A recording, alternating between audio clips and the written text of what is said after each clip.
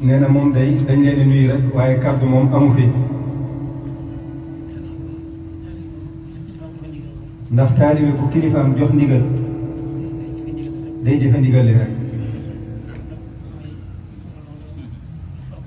nee na loolu daal fala kàddu yi yam li ci des lépp mi ngi ci kilifa gi joxe na ndigal li ñun jëfe nañ ko yaakaar nañ ni jëfe nañ ko li ci des nag ci moom la aju nee na jërë ngeen jëf kon nee na ndigal la kon ni ko sëñ Sidi waxee rek képp ku fi jóge rek nga doon ndaw ci jottali ko ci àjjuma bii nga xamante ni mi ngi ñëw ñëpp teel fee daje ndax ñi fi daje lépp ci mbooloo yaakaar naa ku ci nekk boo doonee ndaw ngir yëgle ko bu soobee yàlla dina jot loolu kon képp ku ci ko fi teew rek sëriñ baa ngi joxe ndigal nga doon ndaw ci yaatal ko ngir bu àjjuma ñu gën a jëmmal liggéey bi ni ko suñu Muntaxa waxee kon jërë ngeen jëf fu waay toll mu tàllal loxoom def na nee na ñaan gi ci sëñ Muntaxa kon jërë joxoon jëm ngir ñu yaatal bis bi bari woon nañ ko jiital ci njaboot bi yëpp nag ñu ko waxe woon defe nañ ko ni tàmbalee nañ ko ci sëñ Abdou Lahad ñëw nañ ci sëriñ Babou ñëw nañ ci sëriñ Moustapha ñëw nañ ci sëriñ Cheikh Ibra sëriñ Salim moom it fekk mu génnoon mu yebal sëriñ Gaye Dieng mu ñëw fekk jotaay bi dem nañ ci sëriñ Khadim jëwriñ ji ko war a yéegi ñëpp ku ci nekk jokkoo nañ ak yow ñu lay seedeel ni ñëpp maase ànd ak ñun ci ndigal lim ñu joxoon di ko dox subaa ju léegi démb ci guddi sax daa wax ba ci suba gi ba waxtu wi ñu ngi ànd ak ñun bu dee waa daara ji kaamil yi nga joxe woon ndigal ñu xëy wàcc ko fi jëfe nañ ko bu dee kuréelu xasida yi jëfe nañ ko bu dee kuréelu zikrulaay ndax dem ba may woo Cheikh Ibrahim yaakaar naa maa ngi toog ci sa kanam jëfe na ko gis nga ñu dem di la seereel rek ndigal la ñu joxoon lépp man ñuy sant bu baax a baax a baax a baax xanaa di wax rek sëriñ bi dañu woon bii kat dafay xaw a jëm ndax sëriñ Mountakha ajjuma yi tey jii la waxoon ak ajjuma jii di ñëw mu ne kii nag gannaaw jàpp na lool moo tax ñu doxee la ko nii waaye mu ne nañ ko waajal ajjuma jii di ñëw waajur woo xamante ni dana ko yaatal ci mboolem dëkk bi waajur woo xamante ni yendu lay doon dañ koy xëyee